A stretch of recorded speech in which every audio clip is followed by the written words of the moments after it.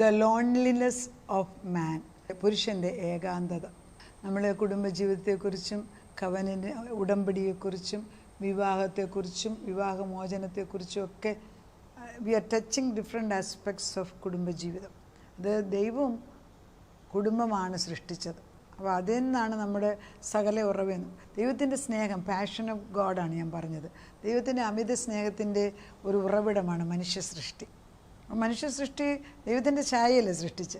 പക്ഷെ ദൈവത്തിൻ്റെ ആഗ്രഹം ഇതുപോലെ തലമുറകൾ ഉണ്ടാക്കിയിട്ട് ഭൂമിയെ അടക്കി ഭരിച്ച് പിശാചിൻ്റെ ആധിപത്യത്തിൽ തിരിച്ച് ദൈവത്തിന് വേണ്ടി ഭൂമി തന്നെയല്ല സകലത്തെയും ഭരിക്കാൻ നമ്മളെ ഏൽപ്പിച്ചിരിക്കുക.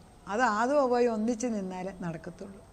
ഹവ്വ മാറി നിന്നാൽ ശരിയാകത്തില്ല, ആദം മാറി നിന്നാലും ശരിയാകത്തില്ല, മക്കളെ വീഴ്ചക്കീറി കളഞ്ഞാലും ശരിയാകത്തില്ല. അപ്പോൾ കുടുംബം നന്നായിട്ട് നിന്നാലേ കാര്യം നടക്കത്തുള്ളൂ. ഇത് ദൈവത്തിനല്ല, പിശാചിന് നന്നായിട്ടറിയാം. അതുകൊണ്ട് അവനെന്ത് ചെയ്തു? അന്ന് നാൾ തൊട്ട് സ്ത്രീയെ നശിപ്പിക്കാൻ തുടങ്ങി. അങ്ങനെയാണ് ഏദൻ തോട്ടത്തിൽ ഇത്ര സുഖമായിട്ട് ജീവിച്ചെടുത്ത് ഈ ദുഷ്ടപിശാച് കയറി വന്ന് നുണ പറഞ്ഞ് എന്നും ദൈവത്തെപ്പോലല്ലേ എന്ന് ചോദിച്ച് അവിടെ ബുദ്ധി മന്ദിച്ചു. ഒരാൾ പല പ്രാവശ്യം ഒരു കാര്യം കുറച്ചും അവിടെ ബുദ്ധി മന്ദിക്കുക, അത് തന്നെയാണ് സംഭവിച്ചത്. അതൊക്കെ നമുക്ക് സ്വർഗത്തിൽ ചെല്ലുമ്പോൾ ദൈവത്തോട് ചോദിക്കുക എന്താണെന്ന്, എന്തെങ്കിലും ആയിട്ട്. ചിലപ്പോഴൊക്കെ എനിക്ക് സങ്കടം തോന്നും. എന്തായിരുന്നാലും ആ സ്ത്രീയെ എന്ത് ചെയ്തു? ദൈവത്തിന് വിപരീതമായിട്ട് നന്മതിന്മയുടെ ഫലം, അതായത് അവനവൻ തന്നെ നല്ലതെന്ന് ചീത്ത എന്തെന്ന് തിരിച്ചറിയുന്ന അത്, ആ ആത്മാവിനെയാണ്. അങ്ങനെയൊന്ന് ചെയ്താൽ പരിശുദ്ധാത്മാവിനോട് വെല്ലുമോ? പരിശുദ്ധാത്മാവിനോട് അടുക്ക വരുമോ അങ്ങനെ ഒരു ശക്തി? ദൈവത്തിൻ്റെ വിശുദ്ധ ആത്മാവ് കണ്ണ് കാണുന്നതും ഈ കുരുട്ട് കണ്ണ് കാണുന്നതും രണ്ടല്ലേ? ഇപ്പം എന്താണ് എല്ലാ മനുഷ്യനും കുരുട്ട് കണ്ണ്. ഇപ്പം നുണ പറഞ്ഞ് സകലതും നുണയിലാണ് നീങ്ങുന്നത്. കള്ളം പറഞ്ഞാൽ മനുഷ്യൻ എളുപ്പം വിശ്വസിക്കും, സത്യം പറഞ്ഞാൽ ആരും വിശ്വസിക്കത്തില്ല. ആരെങ്കിലും സത്യം പറഞ്ഞാൽ അവരെ പുറത്തുവാക്കും. യേശുവിൻ്റെ കാലത്തും അങ്ങനെ തന്നെയാണ് സംഭവിച്ചത്. എന്താണ് സത്യം എന്ന് പൈലറ്റ് ചോദിക്കുന്നു, പീലാത്തോസ് ചോദിക്കുന്നു എന്താണ് സത്യം എന്ന്. എന്താ പറയുന്നത്? സത്യം ഞാനാണ്, ഞാൻ തന്നെ വഴിയും സത്യവും ജീവൻ യേശു പറഞ്ഞു. സ്വീകരിച്ചോ? ആരും സ്വീകരിച്ചില്ല. ഇന്ന് നമ്മുടെ മുമ്പിൽ വന്ന് യേശു എന്ന് പറയും ഞാനാണ് സത്യം. നമുക്ക് നമ്മുടേതായിട്ടുള്ള സത്യത്തിൻ്റെ ചിന്തകൾ കുറേ ഉണ്ടാക്കി വെച്ചിട്ടുണ്ട്, അതെല്ലാം അഴിഞ്ഞു പോകണമെന്ന്. ദൈവം മനുഷ്യൻ്റെ സൃഷ്ടി ഹാവ് യു എവർ സീൻ, അതായത് നമ്മളൊന്ന് തന്നെത്താൻ ഏകനായിട്ടിരിക്കേണ്ട അവസ്ഥ വന്നിട്ടുണ്ട്. ഈ ലോൺലിനെസ് എന്ന് പറയുന്ന ഒരു വലിയ ശാപമാണ്. നമ്മൾ 100 പേരുടെ നടുക്കിരിക്കാം, പക്ഷെ we can still B lonely. എന്നാൽ ഒരൊറ്റ വ്യക്തി മാത്രം, നല്ലൊരു കൂട്ടുകാരൻ, അവരുടെ കൂടെ എത്ര നേരം ഇരുന്നാലും സമയം പോകുന്ന അറിയത്തില്ല. എന്താ? Because they understand us. There is some compatibility. അതാണ് പരിശുദ്ധാത്മാവ് വരുമ്പോൾ, പരിശുദ്ധാത്മാവും നമ്മളും കൂടെ ഒന്നിച്ചാകുമ്പം എത്ര മണിക്കൂർ വേണേലും വചനം എടുക്കാനും പറയാനും ഒക്കെ കൃപ തരുന്നത് ആ സ്നേഹമാണ്. നമ്മളറിയുന്നില്ല സ്നേഹം എങ്ങനെയാണ് ഒഴുകുന്നതെന്ന്. പക്ഷേ ഓരോരുത്തർക്കും ഓരോ കഴിവാണ്. ആ കൃപയിലേക്ക് ആത്മാവും കൊണ്ട് ഒഴുകിക്കുമ്പം പിന്നെ അതങ്ങ് തീ കത്തുകയാണ്, ഡയമണ്ട് പോലെ. ദൈവം ആദത്തിന് അധിക ജ്ഞാനവും ബുദ്ധിയും കൊടുത്തു. ആദത്തിനോട് എല്ലാ മൃഗങ്ങളെയും സസ്യങ്ങളെയും എല്ലാത്തിനെയും കൊണ്ടുവന്ന്, പക്ഷികളെ കൊണ്ട് എല്ലാത്തിനെയും ആദം പേരിട്ടു. എല്ലാം ഈരണ്ടായിട്ടാണ് കയറി വരുന്നത്. പക്ഷെ ആദത്തിന് മാത്രം ഒരാളില്ല കൂട്ട്. അപ്പം ദൈവത്തിന് പറഞ്ഞു ഇവന് സംസാരിക്കാൻ, എന്നോട് സംസാരിക്കാം, പക്ഷെ അത് എപ്പോഴും എനിക്കിരിക്കാനൊക്കത്തില്ലല്ലോ, ഞാൻ സൃഷ്ടിച്ചു. അപ്പം നമ്മൾ അപ്പനും അമ്മയും എപ്പോഴും മക്കളുടെ കൂടെ ഇരിക്കും? ഇല്ല. We have to give them freedom to be themselves also. അപ്പം ദൈവം പറഞ്ഞു എനിക്ക് കൂടെ ഇരിക്കുന്നതിന് പകരം ആദത്തിന് പറ്റിയൊരു തുണ വേണം. അപ്പോൾ ആദത്തിൻ്റെ ഉള്ളിൽ നിന്ന് തന്നെ, ഞാൻ റിബ് എന്നുള്ള വേർഡ് ഉപയോഗിക്കുന്നില്ല, വാരിയല്ലെന്നുള്ളത് പിന്നെ ഹിബ്രുവിൽ വേറെ ഭാഷയിൽ വേറെ അകത്തുനിന്നുള്ള മാത്രമാണ് ഉദ്ദേശിക്കുന്നത്. വാരിയല്ലായതുകൊണ്ട് വളഞ്ഞതാണെന്നും വാരിയലും ഇടയ്ക്കുന്നൊക്കെയുള്ള അതൊന്നും അല്ല പ്രസക്തി. ആദത്തിനകത്ത് സൃഷ്ടിച്ചു വെച്ചിരുന്ന ഔവായെ പുറത്തോട്ടെടുത്തു. അത് ഏത് ഭാഗമെങ്കിലും ആട്ടെ, ആദത്തിനകത്തിരിക്കുന്ന വ്യക്തി. അപ്പം നമ്മുടെ കുഞ്ഞുങ്ങളോട് നമുക്ക് ഇത്ര സ്നേഹം എന്താ? നമ്മുടെ ഉള്ളിലുണ്ടായ കുഞ്ഞ് പുറത്ത് വരുമ്പോൾ ഏത് രൂപമാണെന്ന് നമുക്ക് പിന്നെ അതാണ് പൊന്ന്. അല്ലെ, കാക്കയ്ക്കും തൻ കുഞ്ഞു പൊന്നെന്ന് പറഞ്ഞതുപോലെ എന്നെ രൂപമോ ഒന്നും നമ്മൾ അന്നേരം ചിന്തിക്കും. They are precious to us. ഇതൊക്കെ അത് തന്നെയാണ് ദൈവത്തിന്. ദൈവം സൃഷ്ടിച്ച ഓരോ വ്യക്തിക്കും ഡിഫറൻസ് ഓഫ് ക്യാരക്ടർ ഉണ്ട്, ഡിഫറെൻറ്റ് ഫീച്ചേഴ്സ് ഉണ്ട്. പക്ഷെ every child is precious to God. അപ്പോൾ ഇവിടെ ആദം തനിയെ ഇരിക്കുമ്പം ദൈവം പറയുന്നു ആദം തനിയെ ഇരിക്കുന്നത് ശരിയല്ല, അതിനാൽ ദൈവം ആ ഭാഗം വായിക്കാം. എന്തുകൊണ്ടാണ് അത് ചെയ്യുന്നതെന്ന് ചോദിക്കും.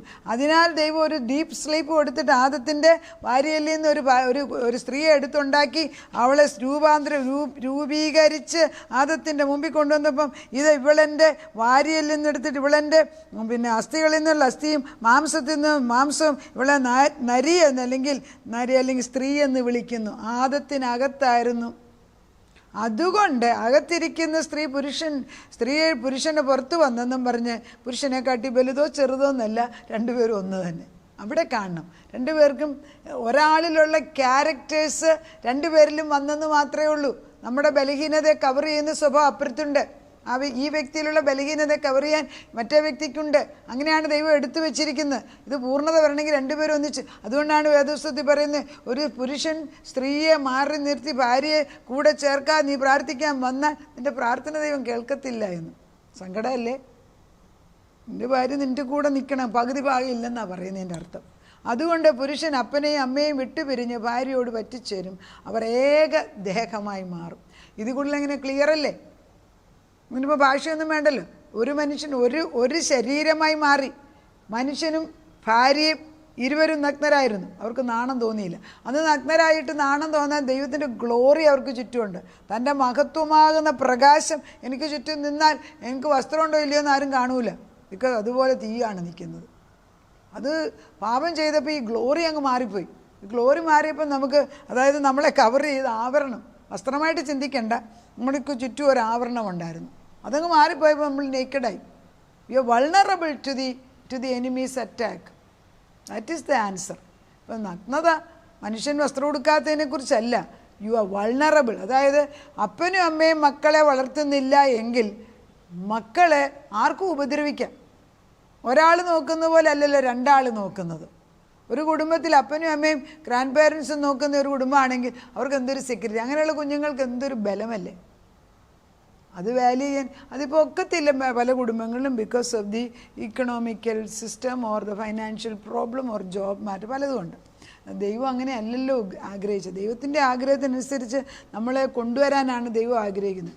അപ്പോൾ Adam decide a human companion, a complement, a creature like himself who would be the recipient of his passion. ആദത്തിൻ്റെ ലെവലിൽ ആദത്തിനെ മനസ്സിലാക്കാൻ ഒരാൾ. Remember, Adam was made in the mould of divinity. ദൈവത്വത്തിലാണ് ആദത്തിനെ സൃഷ്ടിച്ചത്. So God knew the heart of Adam. He was lonely. It had the fingerprints of divinity all over it. അപ്പം നമ്മൾ ദൈവം തമ്പുരാൻ നോക്കിയപ്പം ആദം ഏകനാന്ന് മനസ്സിലാക്കിയതിനാൽ ദൈവം പറഞ്ഞു ഇങ്ങനെ ശരിയാകത്തില്ല. അങ്ങനെ in the presence of Adam's loneliness and frustration the Lord God said it is not good for man to be alone. അന്നേരമാണ് ദൈവം പറയുന്നത് അതായത് ഒരു മനുഷ്യനും ലോൺലി ആയിട്ട് ഏകനായിട്ടിരിക്കാൻ ദൈവം ആഗ്രഹിക്കുന്നില്ല. പിതാപുത്ര പരിശുദ്ധാത്മ എപ്പോഴും 3 പേര് ഒന്നിച്ച് നിൽക്കുന്നതിനാൽ ഈ ഏകാന്തത എന്ന് പറയുന്നത് ഒരു സമയത്ത് മാത്രമേ യേശു പറഞ്ഞു കേൾക്കുന്നുള്ളൂ. അത് ക്രൂഷ്യൽ നമ്മുടെ പാപം ഏറ്റെടുത്തപ്പോൾ പിതാവിൻ്റെ മുഖം മറച്ച്, കാരണം പാപവും ദൈവവും കൂടെ ചേരത്തില്ല. ആ സമയത്ത് മാത്രമാണ് യേശു പറയുന്നത് എലി എലി ലമാ സബക്താനി, പിതാവേ എന്നെ നീ മറന്നു കളഞ്ഞോ. അതാണ് പാപത്തെ കാട്ടി. ഇപ്പം നമ്മളെ സ്നേഹിക്കുന്നവർ നമ്മളിൽ നിന്ന് മാറി മിണ്ടാതാകുന്നതാണ് ഏറ്റവും വലിയ സങ്കടം. കാരണം എന്താണെന്ന് ചോദിച്ചാൽ ഈ ഉള്ളി പൊളിക്കുന്ന പോലെയാണ്. പൊളിച്ചു നോക്കുമ്പോൾ ഒന്നുമില്ല, പക്ഷേ എന്തുമാത്രം വലിപ്പത്തിൽ ഇവനുണ്ടാക്കി. ഒന്നിൻ്റെ പുറത്ത്. ഈ ഡിവോഴ്സ് കേസസ് ഒന്നും പലരും വന്ന് ഉപദേശങ്ങൾ ചോദിക്കുന്നുണ്ട്. I can see that people are destroyed by the lies of the devil on a daily basis. അത് ആരെങ്കിലും ഒരാൾ അൺകണ്ടീഷണലായിട്ടങ്ങ് ക്ഷമിക്കാമെങ്കിൽ അതങ്ങ് മാറും. ചിലയിടത്ത് പ്രയാസമുള്ളത് ഞാൻ കാണുന്നുണ്ട്. പക്ഷെ പലരും എന്നോടേക്ക് പ്രാർത്ഥിക്കാൻ പറഞ്ഞു കഴിയുമ്പം വ്യത്യാസങ്ങൾ കാണുന്നതായിട്ടും പറയുന്നുണ്ട്. കൂടെ താമസിക്കാൻ വയ്യാത്തവർ പല സാഹചര്യങ്ങളിലും ദൈവത്തിൻ്റെ ആത്മാവ് കടന്നു വന്നിട്ട് അങ്ങോട്ടും ഇങ്ങോട്ടും ക്ഷമിച്ച് വഴക്കില്ലാതെ ജീവിക്കുന്നത് ഞാൻ കാണാറുണ്ട്. അപ്പം കർത്താവ് പറയുന്നത് ഈ ജനസിസ് ഉൽപ്പത്തി 2:18-24. അപ്പം കർത്താവ് പറയുന്നത് എല്ലാ ജോലിയും തീർത്ത് കഴിഞ്ഞപ്പോഴാണ് ദൈവം റെസ്റ്റ് ചെയ്തത്. Then the Lord said, it's not. അന്നേരമാണ് ദൈവം പറയുന്നത് ഈ ആദത്തിനൊരു ഹെൽപ്പർ ആവശ്യമുണ്ടെന്ന്. അപ്പോൾ ഒരു സ്ത്രീയെ കൊടുത്തത് ആദത്തിന് ഹെൽപ്പറായിട്ടാണ്. That is the order of God. അത് നമ്മൾ മാറ്റി വെച്ച് സ്ത്രീയെ പുരുഷൻ ഹെൽപ്പ് ചെയ്യാനല്ല, പുരുഷനെ ഹെൽപ്പ് ചെയ്യാൻ. കാരണം അവൻ്റെ ഉള്ളിൽ നിന്നല്ലേ എടുത്തു വെച്ച്. ഇതൊക്കെ ദൈവനിശ്ചയമാണെന്ന് മനസ്സിലാക്കുമ്പം ആ ഒരു ദൈവത്തിൻ്റെ ഓർഡറിനകത്തോട്ട്, അതായത് ഞാൻ ഇതേ കാര്യം പള്ളിയിൽ ചിന്തിച്ചുകൊണ്ട് കർത്താനുണ്ട്, ചക്രത്തിന്മേൽ ചക്രം എന്ന് കർത്താനുണ്ട് വന്നു. ചക്രത്തിന്മേൽ ചക്രം എന്ന് പറയുന്നത് എസെക്കിയേലിനകത്താണ്. ഒരു ചക്രത്തിനകത്ത് വേറൊരു ചക്രം ഇരിക്കുകയാണ്. അപ്പോൾ ഈ വലിയ ചക്രം ഉരുളണമെങ്കിൽ അകത്തെ ചക്രം ഉരുമ്പം, നമ്മൾ ഈ കാറിൻ്റെ ഗിയർ മാറുന്നുള്ളൂ. ഒരു ചക്രവും ചെറുത് ഉരുളുമ്പം വേറൊരു ചക്രം ഉരുണ്ടിട്ടാണ് ടയറുകൾ ഓടുന്നത്. അപ്പോൾ ചക്രത്തിന്മേൽ ചക്രം പോലെ ദൈവം ആദത്തിനകത്ത് വെച്ചിരിക്കുന്ന അവ അവർ രണ്ടുപേരും സിങ്ക്രണൈസ് ചെയ്ത് നിൽക്കുമ്പം കുടുംബം ശരിയായി. പക്ഷേ അത് ചെറിയ കാര്യം പറഞ്ഞ് വഴക്കുണ്ടാക്കി മാറ്റുന്നു. പരിഹരിക്കാൻ വയ്യാതെ ഏത് പ്രോബ്ലം എൻ്റെ ദൈവത്തിനുള്ളത്? അസാധ്യമായിട്ട് എന്താണ് ദൈവത്തിനുള്ളത്? നമ്മളോട് പറയുന്നു, ദൈവം ആദത്തിനെ അവൻ സൃഷ്ടിച്ചപ്പോൾ അങ്ങോട്ടും ഇങ്ങോട്ടും കുറ്റമേ പറഞ്ഞില്ല. പാപം വന്നപ്പോൾ അവർ അന്യോന്യം ബലഹീനത വിളിച്ചു. നമ്മൾ പിച്ചിക്കയറാൻ ഏറ്റവും എളുപ്പം നമ്മൾ സ്നേഹിക്കുന്നവരെയാണ്. നമ്മൾ ദൈവത്തിൽ നിന്ന് അടർത്തിയെടുത്തതാണ് ആദം, ആദത്തിൽ നിന്ന് അടർത്തിയെടുത്തതാണ് ഹവ്വ. നമ്മൾ അപ്പനും അമ്മയിൽ നിന്ന് അടർത്തിയെടുത്താണ് മക്കൾ. അപ്പോൾ തിരിച്ചു നോക്കുകയാണെങ്കിൽ Hawwa should be inside Adam, children should be under that covering. Adam and Eve should be inside Christ, Christ should be inside the Father God, Holy Spirit all around.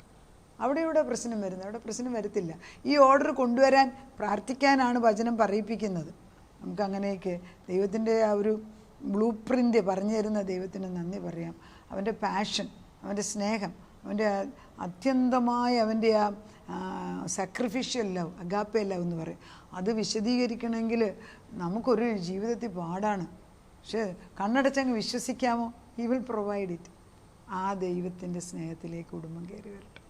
നാഥ, ദ പാഷൻ ഓഫ് ഗോഡ്, ദൈവത്തിൻ്റെ passion, തീവ്രമായ പ്രേമമാണ് മനുഷ്യരോട്. ആയാലും പ്രതിച്ഛായാലും നീ സൃഷ്ടിച്ചിട്ട് നീ ഞങ്ങളെ നോക്കി എന്നും സന്തോഷിക്കും. ഞങ്ങളെക്കുറിച്ച് എന്നും അങ്ങ് ഗമ പറയുമായിരുന്നു എല്ലാ ദിവസവും. ഇപ്പോഴും നമ്മൾ വചനം പറഞ്ഞാലും യേശു ഉടനെ വന്ന് പുകഴ്ത്തി പറയും.